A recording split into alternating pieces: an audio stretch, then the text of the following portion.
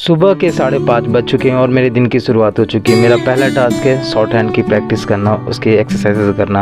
और मैंने हमेशा से बोला है कि शॉर्ट हैंड अगर आपको एसएससी या किसी भी एग्ज़ाम में स्टेनोग्राफर का एग्ज़ाम क्लियर करना है तो शॉर्ट हैंड सिर्फ आपसे मांगती है आपकी प्रैक्टिस, टाइम। और जिस स्टूडेंट के पास टाइम और पेशेंस है प्रैक्टिस करने के लिए तो वो स्टेनोग्राफर बन के ही रहेगा। तो दिन का अपना 2 घंटा तो जो मैंने शेड्यूल बनाया उसके हिसाब से इसको शॉर्ट हैंड को देना ही है। तो मैं अपने कोचिंग से जाके एक्सरसाइज वहाँ से करके आके फिर घर पे उसकी प्रैक्टिस करना, जो होमवर्क वगैरह मिला है उन एक्सरसाइज को जो सर ने दिया है उनकी प्रैक्टिस करना। तो 2 एक्सरसाइज लेके मैं आया हूँ और बिल्कुल ज़ीरो से स्टार्ट कर रहा हूँ। वो क्लियर करने के बाद मैं आता हूँ अपना दूसरे टास्क में, वो है इंग्लिश। तो इंग्लिश में ग्रामर रूल्स पूरे कर रहा हूँ, तो ग्रामर पूरी पढ़ रहा हूँ। अगर आपके पास टाइम नहीं है तो अगर आपके पास टाइम नहीं, कम से टाइम में आपको सब चीज़ें क्लियर करनी है तो आप ग्रामर रूल्स भी 60 रूल्स मैम के, रानी मैम के कर सकते हो। क्योंकि मैं रानी मैम से सिर्फ और सिर्फ इनकी जो प्लेलिस्ट है ग्रामर की फ्री यूट्यूब पे, तो वहाँ से ग्रामर कवर कर रहा हूँ। तो अगर मेरे को देखता हूँ कि कुछ टॉपिक्स हैं अगर उनको कवर करने की ज़रूरत के अलावा नहीं फिर पढ़ रही है ज़रूरत की पूरा ग्रामर पढ़ने की, तो नहीं भी पढ़ूंगा। लेकिन वैसे तो कोशिश कर रहा हूँ कि 20 दिन में पूरी ख़त्म कर दूँ ग्रामर।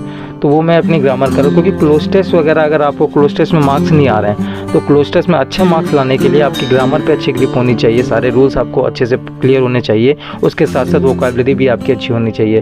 तब आप डेली बेसिस पे अगर प्रैक्टिस करोगे क्लोज टेस्ट में, क्लोज टेस्ट भी बहुत मांगता है, प्रैक्टिस अच्छे से करोगे तब जाके आपके क्लोज टेस्ट में, कॉम्प्रिहेंशन में, PQRS में अच्छे मार्क्स आने लगेंगे। तो इसलिए इंग्लिश की ग्रामर के जो रूल्स होते हैं और वोकैबुलरी बहुत इंपॉर्टेंट होती है। और बहुत से स्टूडेंट्स पूछते हैं क्यों नहीं मार्क्स मेरे बढ़ रहे हैं और क्लोज टेस्ट में मेरे तो सारे रूल्स भी क्लियर हैं। तो मैं सबसे कहना चाहूँगा जिनके भी ऐसी प्रॉब्लम्स आ रही है तो पहले आप टॉपिक वाइज प्रैक्टिस कर लो। अगर आपकी एक बार टॉपिक वाइज प्रैक्टिस क्लियर हो जाए फिर मिक्स एरर की प्रैक्टिस कर लो, उसके बाद वोकैब भी क्लियर कर लो, फिर आप ये अपने कंप्रिहेंशन पे, क्लोज टेस्ट, फिलर्स और PQRS पे अच्छे से प्रैक्टिस डेली करना स्टार्ट कर दो। तब आपको देखना इम्प्रूवमेंट बहुत देखने को मिलेगा और आपके जो मॉक्स वगैरह में मार्क्स भी काफ़ी अच्छे इम्प्रूव होने लगेंगे। और ये बहुत ज़्यादा लेंथी नहीं है ग्रामर का। अगर आप शॉर्टकट में जाना चाहो तो 60 रूल्स हैं, उन्हें क्लियर कर लो, कुछ टॉपिक्स हैं उन्हें क्लियर कर लो। और एग्जाम में जो SSC स्टेनोग्राफर का एग्जाम है उसके हिसाब से अगर प्रिपरेशन करोगे तो सेलेक्टेड टॉपिक्स की प्रैक्टिस कर लो। ग्रामर का भी वेटेज आता है एग्जाम में, वोकैबुलरी का भी वेटेज है और सबसे ज़्यादा तो क्लोज टेस्ट, फिलर्स, PQRS वगैरह का है। तो इन तीनों चीज़ों को आपको लेके चलना है और अच्छे से लेके चलना है। यकीन ना हो तो आप किसी भी एक प्लेटफॉर्म से जाके देख सकते हो कि जो SSC स्टेनोग्राफर 2023 का एग्ज़ाम था उसमें इंग्लिश में टॉपिक वाइज क्या वेटेज था। अगर नहीं भी आपको ये चीज़ प्रोवाइड हो पा रही तो मैं कर दूंगा, उसमें आपको दिखा दूंगा कि देखिए ग्रामर का कितना था, वोकैबुलरी का कितना था और उसके साथ साथ क्लोज टेस्ट वगैरह का, फिलर्स का, PQRS का कितना वेटेज आता है। तो ये मेरा इंग्लिश का टास्क है, ये मैंने बता दिया कैसे शेड्यूल में पूरे इस महीने मुझे सब कंप्लीट करना है, इंग्लिश पूरी खत्म क्लियर करनी है। तो पूरी तरीके से मुझे अपनी इंग्लिश क्लियर करनी है, ग्रामर और वोकैबुलरी 1000 वर्ड का टारगेट लेके चलना है इस मंथ का, तो वो क्लियर करके चलूँगा। और तीसरा मेरा आता है टास्क जो है वो रीजनिंग।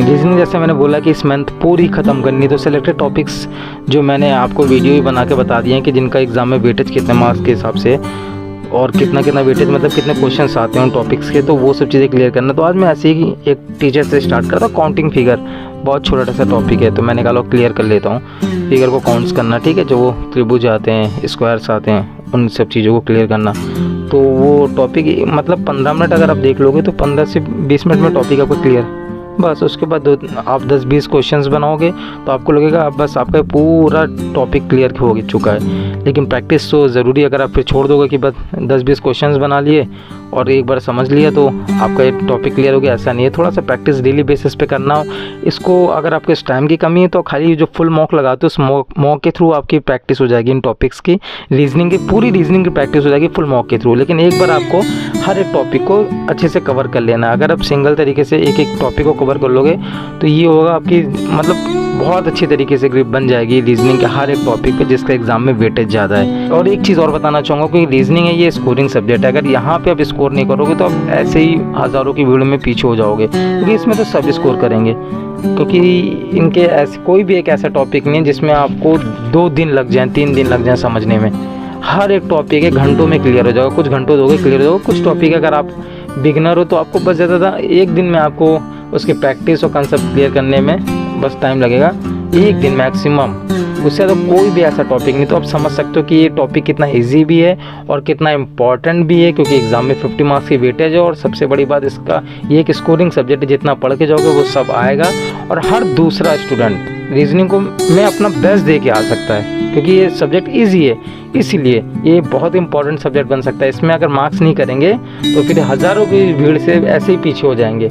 इंग्लिश में प्रॉब्लम जैसे आपको आती है तो दूसरों को भी आती है। इंग्लिश में जितना आप मेहनत करोगे तो सामने वाला भी करेगा। इंग्लिश मीडियम से भी है वो, या फिर उसने शुरू से इंग्लिश पे बहुत अच्छी, उसकी इंग्लिश अच्छी है, कोई नहीं, वोकैबुलरी में तब भी उसे मेहनत करनी पड़ेगी।